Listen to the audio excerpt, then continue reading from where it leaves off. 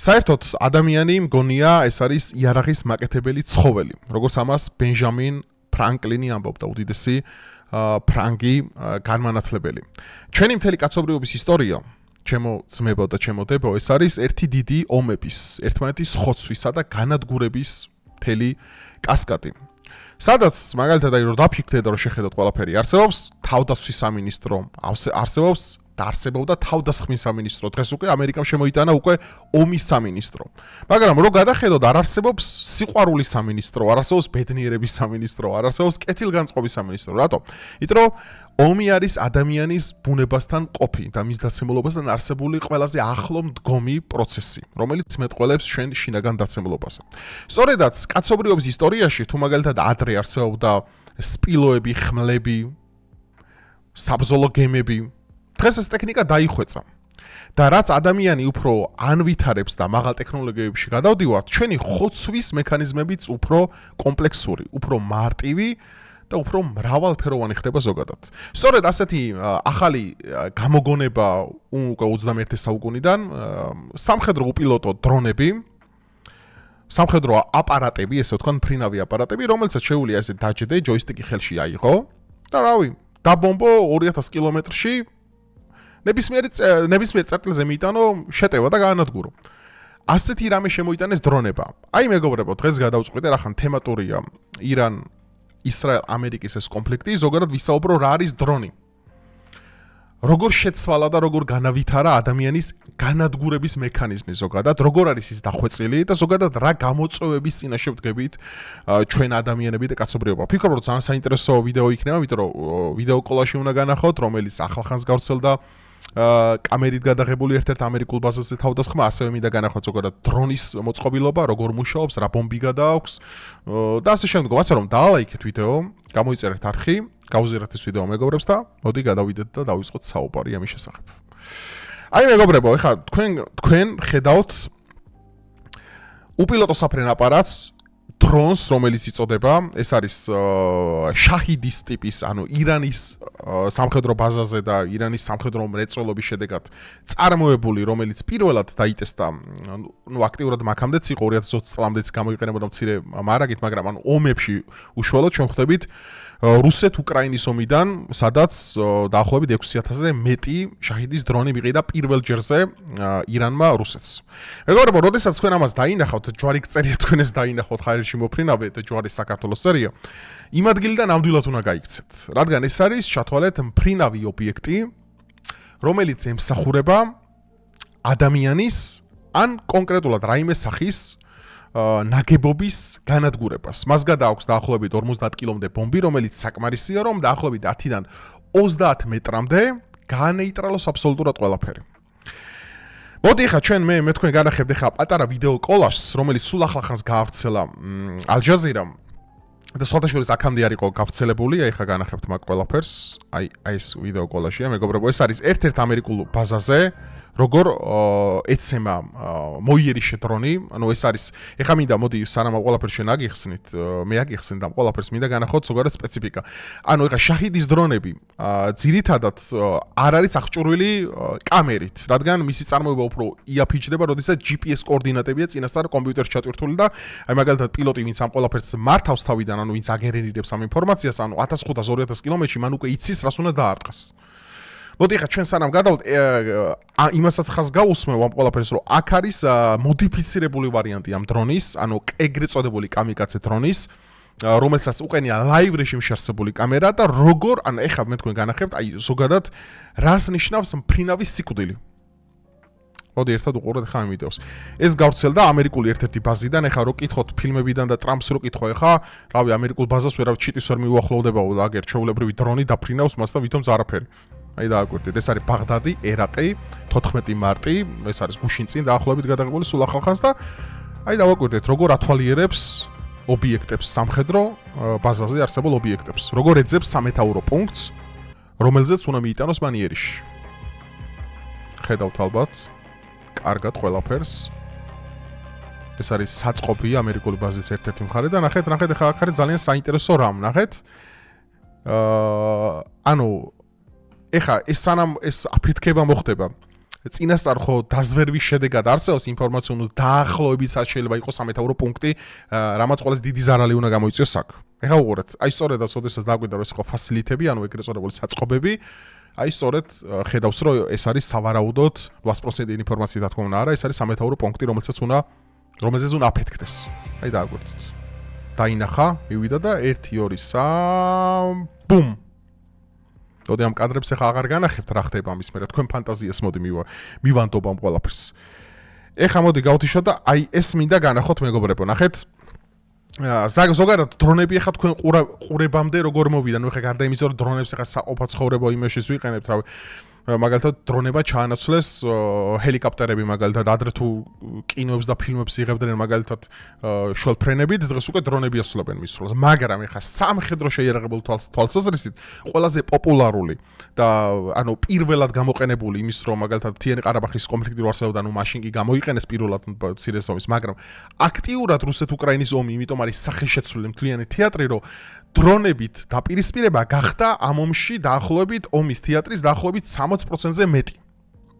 ნუ გარდა იმისა, რომ რუსეთი იყენებს მაგალითად ბალისტიკურ რაკეტებს, თოსან მრავალ რაღაცას, დრონი არის, მაგრამ აქ ყველაზე მთავარი არის, რომ თქვენ გეხსომებათ, როდესაც რუსეთ-უკრაინის სამხედრო კონფლიქტი ოდესაც დაიწყო, პირველ 3-6 თვეში ყველაზე ხშირად ამაზე სიმღერებიც იწერებოდა რამე, თქვენ ხედავთ ბაირაქტარის ტიპის დიდ კამერიან საბრძოლო დრონს. და ეხლა მე მინდა პირდაპირ შედარება გავუკეთო, რასაც თქვენ ხედავთ, კარგია რომ პირდაპირ სწორი ინფორმაცია მოვიღე მის შესახებ, რომ თვალნათლივ ყველაფერი წაიკითხოთ. ბაირაქტარ TB2 ეს არის დიდკამერიანი საბრძოლო დრონი, აქვს ძლიერი კამერები, დღისა და თერმული, ნუ ეს არის უფრო შაჰიდის დრონისგან განსხვავებით უფრო მოდიფიცირებული, მწარმოებელი მთავარი ქვეყანა არის თურქეთი, გეცოდინებათ თურქეთი ყიდა, ნუ ეხლა რამდენად არის უკრაინასთან დადებული შეთანხმებები ნაკლებად მაქვს ამაზე ინფორმაცია, არც არის ამაზე საჯარო მინდა გითხრათ ყველაფერი, მაგრამ ის რომ ბაირაქტარ საბრძოლო დრონი, რომელიც ყველაზე მაღალფუნქციური, ყველაზე მანევრირებადი და ასე ვთქვათ, მრავალჯერადი, რაც შაჰიდის დრონებისგან განსხვავებით და შაჰიდის დრონი არის კამიკაძე დრონი, მას აქვს ძალიან ბევრი უპირატესობა. აი თქვენ ხედავთ, აქვს ძლიერი კამერები, დღისა და თერმული, ოპერატორული ლაივ ვიდეო ყურება, ანუ შეუძლია მაგალითად ვინც მართავს ამ ყველაფერს ლაივ რეჟიმში უყუროს ამ ყველაფერს, აი მაგალითად ეხა აქ რომ მევიჩნდე და ბაირაქტარს მართავდე, შემიძლია ამ ჩემს ეკრანზე უყურო და ლაივში დავაკვირდე ყველაფერს.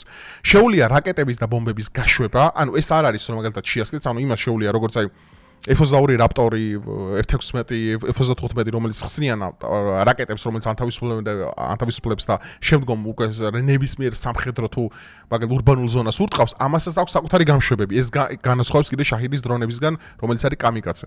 შეუძლია ბაზაზე დაბრუნება და მრავალჯერადი გამოყენება ფრენის დრო დაახლოებით 24 საათზე მეტი.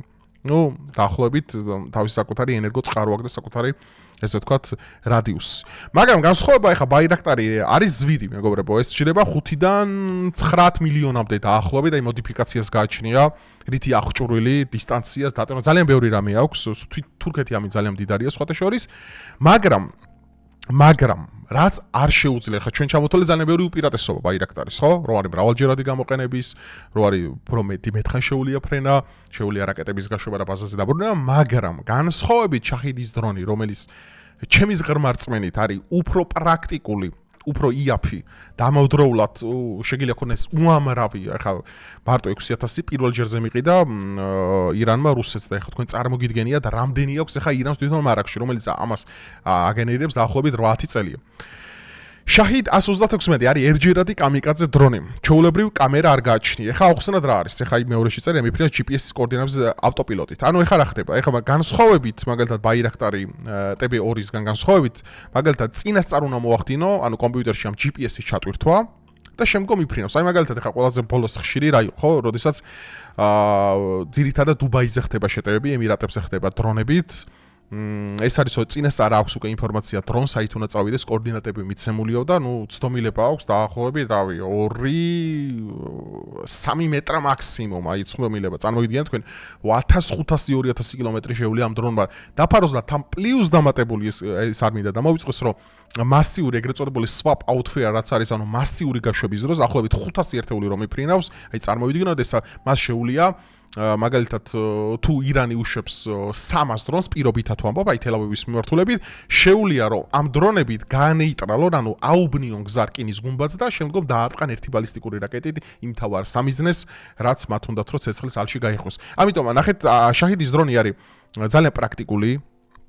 IAP დაახლოებით ჯდება რამდენი 50000 დოლარი მაქსიმუმ.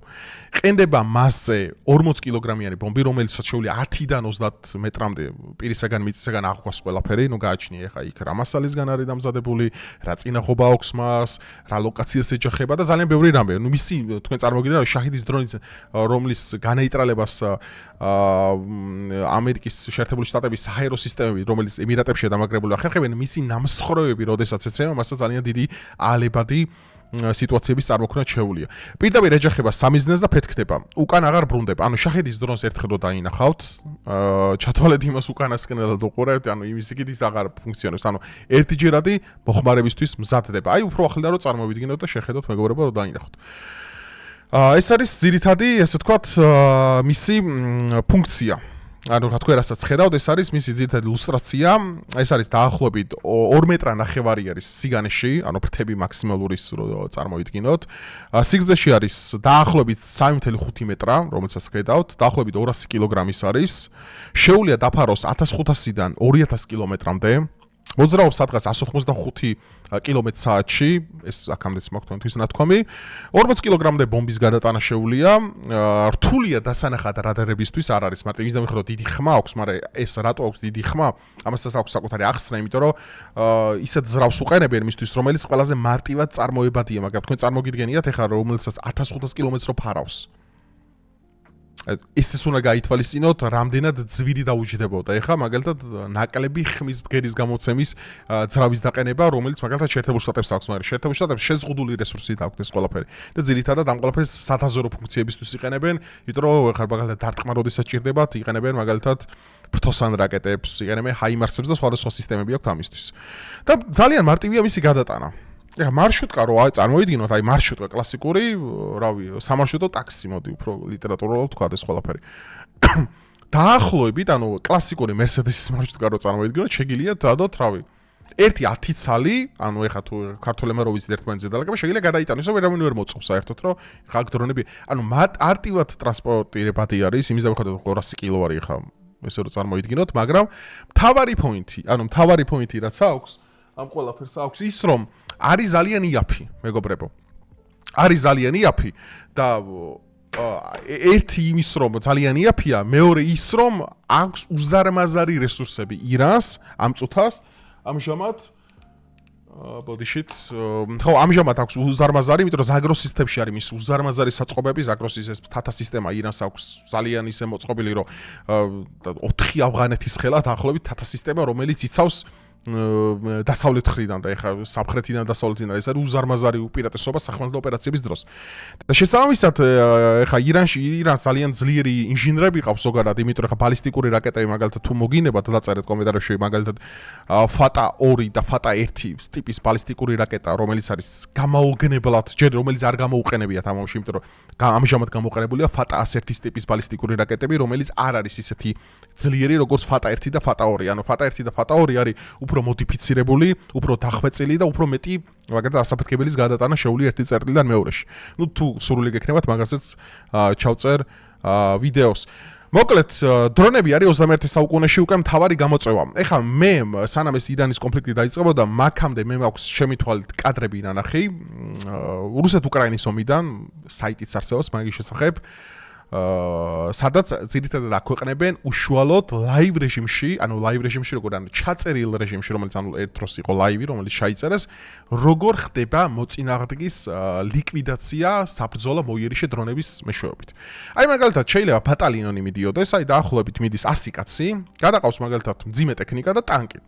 ანუ ერთ $50,000 დრონს თუ ის სწორად მოხვდა, რაც არის მოძრაობ ობიექტზე, რა თქმა უნდა ძალიან რთულია და ეხა რუსეთს და უკრაინელებს ორივეს დახვეწილი აქვთ, იმიტომ რომ ძირითადად მათ ground operations, ანუ სახმელთო ოპერაციებში უწევთ ერთმანეთთან გამკლავება, ახლა ირანს ჯერ არ დაჭიროებია ეგ, რომ გამოიყენოს შაჰიდები მოძრაობ ობიექტებზე. ეხლა უყურეთ, შეუძლია 50,000-მიანმა დრონმა დაზიანოს რავი 3 მილიონი 4 მილიონიანი ან უფრო ძვირიანი ტანკი ან ნებისმიერი მოძრავი სამხედრო ტექნიკა რაც არის კოლოსალური ზარალი პლუს დამატებული დრონი არის ისეთი მომენტი რომელსაც შეუძლია არარსებული და უცებ სიკვდილი შექმნას აი მაგალითად მე არაერთი კადრი მაქვს ნანახი სადაც აი რამოდენიმე 15-10 რუსიან უკრაინელი ჯარისკაცი ან ვახშმობს ან გადაადგილდება ან ზოგი ველოსიპედზე ზის და მოულოდნელად მოფრინავს ისა რა ქვია დრონი ეჯახება და კვდება ხო ანუ ეს არის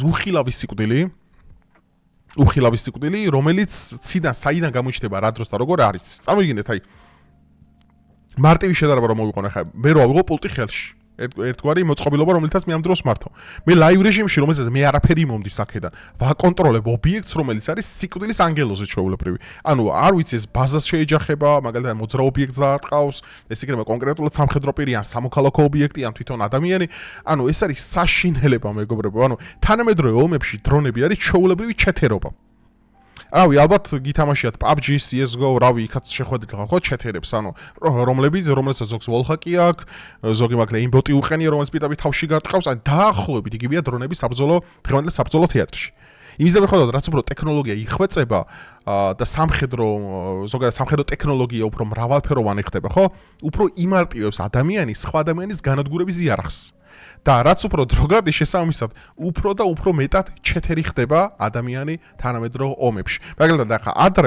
მაგალითად ადრე ხარ რო ავიღოთ ხო შეგელო რა შენი სიმამაცით ხო აი რა ხმალი ალესეთ ქართველებო აბა შევარდა 300 ქართველი მტრის ზურგში და უკუაგდო მტერი ხო PvP ბრძოლებში ქართველები სუპერ მაგრები ვართ PvP ბრძოლებში იმიტომ რომ ამის თელი რავი 2000 წელზე მეტი ისტორია გვაქვს სადაც იმპერია არ ყოფილა რომელიც საქართველოში არ დაცემულა და ქვეყანა არსებობს ვინც ომში არ დაგვიმარცხებია თან დიდ იმპერიებზე გვაქვს საუბარი ხო და PvP ბრძოლებში ძალიან მაგრები ვიყავით ანუ სადაც ვაშკაცობა ხმლის ქნება სადაც შენი კუნთები ეგენი მოქონეს მაგრამ დღეს როდესაც უკვე ტექნოლოგიები დახვეწილია და დღეს მაგალითად შენ თუ მაგალითად დრონების მაგარი წარმოება არ გაქვს ხო რომ გაგიჭირდება თანამედროვე ომებში მონაწილეობა ზოგადად ტექნოლოგია თუ დახვეწილი არ გაქვს ხო შენ ჯარისკაცსაც მნიშვნელობა აღარ აქვს იმიტომ რომ აი ძალიან ხშირად მე მომისმენია მოდი ამ კამერაზე გადავრთავ ანუ ძალიან ხშირად მე მომისმენია მაგალითად ზოგადად ქართველების გარო აი მაგალითად საბრძოლო პერსონალი გავზარდოთ და გავხადოთ მაგალითად 100,000 200,000 მაგალითად რეზერვები გავზარდოთ ანუ მე ყოველთვის მაქვს ესეთი პოზიცია და ამას ვაფიქსირებ საჯაროდ რომ თავარი ჯარის კონკრეტულად გაძლიერება კი არა, იმიტომ რომ ეხლა შენ შეიძლება გახადო 9 მილიონი კბილებამდე შეიარაღებული ჯარისკაცი ყავდეს, მაგრამ 9 მილიონი ადამიანი, რომელიც კბილებამდე შეიარაღებულია თანამედროვე ომებში, როდესაც ჰაერი, მაგალითად დრონები, ჰიპერბგერითი რაკეტები, ბალისტიკური რაკეტები, სუპერსონიკი, ანუ ძალიან ბევრი რაკეტაა, ხო? ანუ დაახლოებით 100,000 კაცი შეიძლება ერთ წამში მოკვდეს, შენ თუ არ გაქვს უზრუნველყოფილი რადარები, სამხედრო მოიერიშე დრონები, ანტისაჰაეროები, ანუ დღევანდელი ომები აღარაა ხალხმა რაოდენობა. აი რო გამოდიან და ამბობენ რომ აი ჯარები ჯარის გაზდას მნიშვნელობა არ აქვს. შენ უნდა გაზარდო მობილური ჯგუფები, სპეცდანიშნულების რაზმები, კონკრეტული მაგალითად სპეციალ ოპერაციის ძალები, რომელიც საქართველოში სპეციალ ოპერაციის ძალები მართლა ძლიერი იყოს, მაგრამ უფრო გავაძლიერებდი, ჩემი მართლობა რო იყოს ახლა. გავხდიდი უფრო მრავალ ფუნქციორს, მაგრამ მე რა ზედაც ყურადღებას გამომახვილებდი ხა ეს არის რომ ჩვენ უნდა ვაწარმოოთ მეტი დრონი. ჩვენ უნდა ვაწარმოოთ მეტი რაკეტა. ჩვენ ანუ გჭირდება რადარული სისტემები ძალიან ძლიერი. თან ჩვენ გვაქვს ხა ძალიან ძლიერი, ნუ ღმერთმა გვაშოროს ომი, ხა მე განვიხილავ ისეთ სცენარს, სადაც გვიწევს სამწუხაროდ რაღაც კომპლექსში ჩართვა, რომელიც ჩვენ გვაქვს არანორმალურად მაგარი გეოგრაფიული ლანდშაფტი. უპირატესობა რომელიც ავღანეთს აქვს მაგალითად ხო? მაგალითად ავღანეთს რა უპირატესობა აქვს და ირანს რა უპირატესობა აქვს ხო? რომ აქ უამრავი გამოქვაბული, აქვს უამრავი მთები, აქვს თამპლი უშენებადები, იმად უდაბნოები აქვს ჩვენ, მთები გვაქვს, ულამაზესი იმათ რა ქვია, ბუნები, ტყეები, ღრები, ხეობები, ანუ ძალიან ძლიერი სპეციალური ოპერაციის სპეცნაზები შეგვიძლია გავაძლიერო და ამ მიმართულებით განვითარდეთ, მაგრამ კიდევ ერთხელ ვამატებ, დღევანდელ ომს რაოდენობები აღარ იგებს. დღევანდელ ომებს იგებს დრონები, რაკეტები, ჰაერი.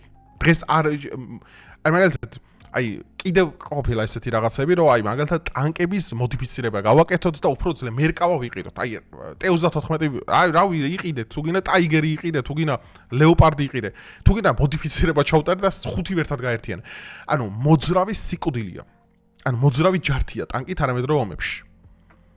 ტანკი მაქსიმუმ გამოიყენო, აი, რავი, აი რაღაც დასახლებას სირეს ანთავისუფლებ, რა, აი ძალიან მცირე ხა მაგალითად ტანკებს იღერებს ისრაელი, მხოლოდ აი ჰეზბოლას რაღაც აი პატარა რაღაცა მაგალითად კვარტლებია გასანთავისუფლებელი. ოღონდ მაქამდე ჰაერი ამუშავებს, დრონები ამუშავებს, რაკეტები ამუშავებს და მთელი რამე. ანუ ტანკიც მოძრაობს იმ სამიზნებზე, მაგალითად რაფაზე და ღაზაზე როდესაც ხდება, ტანკებს ხედავდი მხოლოდ და მხოლოდ აი 100%-ით რო იცი რომ ყველა მკვდარია იქ რა. და უბრალოდ შეკავს იმისათვის რომ შექმნა ეგრეთ წოდებული საფორტიფიკაციო მაგალითად ნაგებობები და რაღაც ბაზა დაიცვა უბრალოდ. ტანკი რო უტევს ახლა მაგალითად როგორ მეორე მსოფლიო ომში იყო და რაღაცა ოპერაციები არსებობდა ხო? კურსკის სატანკო ბრძოლები აღარ არის ეგ უკვე მნიშვნელოვანი. იმიტომ დღეს იგებს ჰაერი, ბალისტიკური რაკეტები და დრონები. ეს სამი არის მთავარი. იმის იქით, ახლა შენ 200,000 კაცი რო ყავდეს ამ ომში და ჰაერი გაქვს დაუცველი ზოგადად. ანუ 200,000-ის ყოველას აზრი არ აქვს. ანუ შენ ყავს 200,000 მსხვერპლი უკვე. და შენი თავი შენ ჯარისკაცი არ უნდა გაწირომოთ. ამიტომ დღეს ძალიან მნიშვნელოვანია მაგალითად ჩვენ რო გავაძლიერო და მოდიფიცირება ჩაუტარო დრონებს, წარმოება დავიწყოთ მისი მესმის ის რომ რაღაცებში ლიმიტირებულები ვართ, იმიტომ რომ ჩვენ რა თქმა უნდა ნეიტრალური სახელმწიფოს იდეას ვაწვევით, ხო? ეხლა რაც სწორია რეგიონალური არსებული ძალთა ბალანსიდან, აბსოლუტურად სწორი პოზიციაა ეს. კიდევ ერთხელ ვიმეორებ, ეს ნამდვილად მისასალმებელია, მაგრამ ზოგადად ჩვენ თუ გვინდა რომ აი მომავალში ვიფიქროთ იმაზე რომ ჩვენი სამხედრო შეიარაღებული იმუნიტეტი გავაძლიეროთ, ლოგისტიკა თავინაბოლომდე ხო აქ მნიშვნელოვანია ის რომ უნდა ჯერ გამოწვევები აღვნიშნოთ რა გვჭირდება დღევანდელ დროში. დღეს ჩვენ ხმალი ალესეთ ქართველობა აღარ მუშაობს. იმის და მიუხედავად რომ უვაშკაცესი ხალხი ვართ, იმის და მიუხედავად რომ PvP ბრძოლებში ყველას ვაფარჩაკებდით ისტორიაში. დღეს აღარ არის ეს დრო. დღეს ერთი ჯვარი გწერიათ თქვენ და ჯვარი წერია მთელ საქართველოს ბაირაქტარმა რო გადაგიფრინოს ან შაჰიდმა დასრულებულია იქ ყველაფერი. ეს ყველაზე რბილი შემთხვევა, იმიტომ რომ ბალისტიკური რაკეტები ხო საერთოდ. ამიტომ ხალხო, რაციონალურად უნდა შევხედოთ ამ ყველაფერს. ნუ ეხლა ჩემი მიზანი ამ ვიდეოთი ზოგადად მინდოდა დრონების მნიშვნელობა მენახე, იმიტომ რომ ეხლა მე იმდენი რამე მაქვს ნანახი მთელი ამ 5 წლიანი რუსეთ-უკრაინის საბრძოლო მოქმედების თეატრიდან, რომ აი არანორმალურად შოკირებული ვიდეოები ვრცელდებოდა. აი წამოწოლი როა ჯარისკაცი და უცებ დრონი მოფრინავს და კლაავს. აი ვიღაცა ველოსიპედით კატავს, გადაუფრენს დრონი კლაავს. ანუ იმდენად გამარტივებულია. დღეს და ტიპის ზიხარ ესე ალალა და ესე გიჭირავს რაღაცა დანადგარია და უშუალოდ ესეთი და ამერე მართავ. იქ-იქ გაიხედა, შენ არაფერს სიგარეს აქედან მოწევან, დალევ ან შეჭამ რაღაცა ვითომს არაფერი. ის ადამიანების ავტომატები არიან უკვე ხო? კიბორგები არიან ნახევრად, ხო ვინც ამას მართავენ. ამიტომ დრონები არის ძალიან დიდი ჩეთერობა დღევანდელ დროში, მაგრამ ეს არის რეალობას, რომელსაც თვალი ჩვენ უნდა გავუსწოროთ. მნიშვნელოვანია რომ ჩვენც განმოვითაროთ ამ მიმართულებით მომავალში, იმიტომ რომ გინდა არ გინდა, გჭირდება ყოველთვის რა თქმა უნდა, იმიტომ რომ არასდროს არავინ არავის ეკითხება, ვინ რა დროს რა იწყება, შენ შეიძლება მაქსიმუმი ცადო შენი პოლიტიკით, შენ შეიძლება მაქსიმუმ მოიდომო შენი ნეიტრალურობით, მაგრამ არავინ არ ვიცით მომავალი როგორი იქნება ეს ღმერთის ღვთისნება არის, როგორ იქნება, რა განვითარდება, მაგრამ ჩვენ უნდა ვიყოთ ყოველთვის ყველაფრისთვის მზად, მაგრამ მე ვამბობ სწორ მიდგომას ამართლებით. ჩვენ ჯარისკაცების რაოდენობის გაზდაზე ლაპარაკი არა, ჯარისკაცი აღარ ომობს დღევანდელ ომში. ომობს ძირითადად რაკეტები, ომობს ძირითადად ჰაერი, ომობს ძირითადად დრონები. დანარჩენი ჯარისკაცები ეგენი შედიან იმ შემთხვევაში, როდესაც აი ადგილი განთავისუფლდა, გაწმენდილია და ასე შემდგომ. დღეს აი რო შეხედოთ ხა თქვენ ყარაბახის ომიდან დღემდე ხო აღარსად აღარ ხდება ეგეთი რამეები რა რომ აი როგორც მეორე მსოფლიო ომის დროს ბატალიონები რო შედიოდნენ მძიმე ტექნიკა და აღარ არის ეგ არის ყველაზე უკიდურესი ზომა კონკრეტული სპეცოპერაციები და კონკრეტული სპეციალური დანიშნულების ოპერაციები როდესაც სტარტდება აი ისრაელასაც ჰეზბოლასთან აკეთებს ახლა დაახლოებით ეგე ძალიან მალე მოათავრეს მაგ ყველაფერს და ხა ღაზაში რო ისრაელი შევიდა ღაზაში აღარაფერი იყო და ხა ტანკში იყო და გადაულის ზემოდან ყველაფერს ახლა მაგას არანაირი ის არ აქვს ასე რომ მეგობრებო, რავი, დრონები ალბათ და დრონების მნიშვნელობა აგიხსენით, რაც იყო ძირითადად განახედონ შაჰიდ და ბაირაქტარი ყველაზე პოპულარული თორე მაგის გარდა რიპერაც არსებობს, პრედატორაც არსებობს, ამერიკული წარმოების სხვადასხვანაირი მოდიფიკაციის არის ბევრი. ხა დრონებს მარტო სამხედრო მნიშვნელობით არ ვიყენებთ, ხო დრონებს იყენებენ, ქორწილებს იღებენ ბოლო-ბოლო და რავი, ფილმებს იღებენ მაგები და სხვადასხვა მრავალპროფილური დანიშნულება გააჩნია, მაგრამ ხო იცით ადამიანი არის ესეთი არსება რომ შენ მას ანახო რამე კარგი, ის ყოველთვის ცუდისკენ წაიყვანს ყველაფერს. იმიტომ რომ ეგეთი მიდრეკილები ვართ ომისკენ და მიდრეკილები ვართ ძალადობისკენ სამწუხაროდ კიდევ ერთხელ ვიმეორებ. იმიტომ რომ ჩვენი ისტორია, როგორც ვიდეოს დასაწყისი დავიწყე, მოდი დასასრულსაც ეგრე ვიტყვი, ჩვენი ისტორია არ არის სიყვარულის ისტორია, ჩვენი ისტორია არ არის მაგალითად ბედნიერების სამინისტრო, ჩვენი ისტორია არის ომებისა და ხოცვის. სამწუხაროდ კიდევ ერთხელ ვიმეორებ. ეს იმაზე მეტყველებს, რომ ადამიანები ვართ დაცემული ბუნების მატარებლები და ამიტომ ჩვენ მაქსიმალურად უნდა ვიღწოდეთ მშვიდობისთვის, იმისათვის რომ არ გავანადგუროთ ერთმანეთს. მომენტი. თორე განადგურება მარტივია, მაგრამ შენება არის ძალიან რთული. და აქედან გამომდინარე მეგობრებო, რავი, ალბათ იდეოლოგიურად მეთანხმებით ამ ყველაფერში მშვიდობას ალტერნატივა არ გააჩნია. ხო, რავი, რამე თუ გამორჩა მნიშვნელოვანი დრონებთან დაკავშირებით შეგიძლიათ დაწეროთ, ბუნებრივია, მე ამ ვიდეოებს მაქსიმალური გულწრფელობით და იმით, რა ქვია, ყოველგვარი რაღაც წინასწარ დაწელი სკრიპტების გარეშე გიყვებით, რომ თქვენთან უშუალო საერთოდ იმიტომ აქვს ბევრი ნახვები, რომ უშუალო კავშირი მაქვს თქვენთან. ანუ რაღაცა მაღალფარდოვანი სიტყვები და ჰაი-ჰუი, რომ რაღაც თვითონ განათლებული კლიშეები მოვირგო, არ არის რა, ვლაპარაკობ თქვენთან როგორც ოჯახის წევრებთან ვილაპარაკებ და როგორც ვილაპარაკებდი, რავი, ჩემს საყვარელ ადამიანთან და მაქედან გამომდინარე, მადლობა რომ მიფასებთ ამ ყველაფერს, მადლობა რომ ბევრი ლაიქები გვაქვს, ბევრი ნახვები გვაქვს, ძალიან ბევრი გამომწერი, ძალიან დიდი მადლობა, იმიტომ რომ ამ ყველაფერს თქვენთვის ვაკეთებ, იმიტომ რომ მიყვარხართ, გაფასებთ და ერთად ვიზდებით და ერთად ზრუნავთ საქართველოს უსაფრთხოებაზე, ხო? შეიძლება რაღაცაში მე არ მეთანხმებოდე, შენ არ გეთანხმებოდე, მაგრამ მე ყოველთვის მოვწოდებ იმას, ჩემთვის ხა შეურაცხყოფა რამდენი ზონა მაყენო მნიშვნელობა არ აქვს, ხო მე მაინც იმას გავაკეთებასაც ვაკეთებ, მაგრამ ზოგადად თავი შევიკავოთ ერთმანეთისგან, უფრო მეტი პატივისცემა გვექნება და უფრო სწორად განვითარდები და უფრო მეტად ჩვენ სიტყვასაც უფრო მეტი ფასი ექნება მეგობრებო. რავი, ეს იყო დრონებზე გადაცემას არ შოუ, უცხოს შოუ. და ლაიქე ვიდეო, გამოიწერე არხი და დაგემშვიდობები დროებით.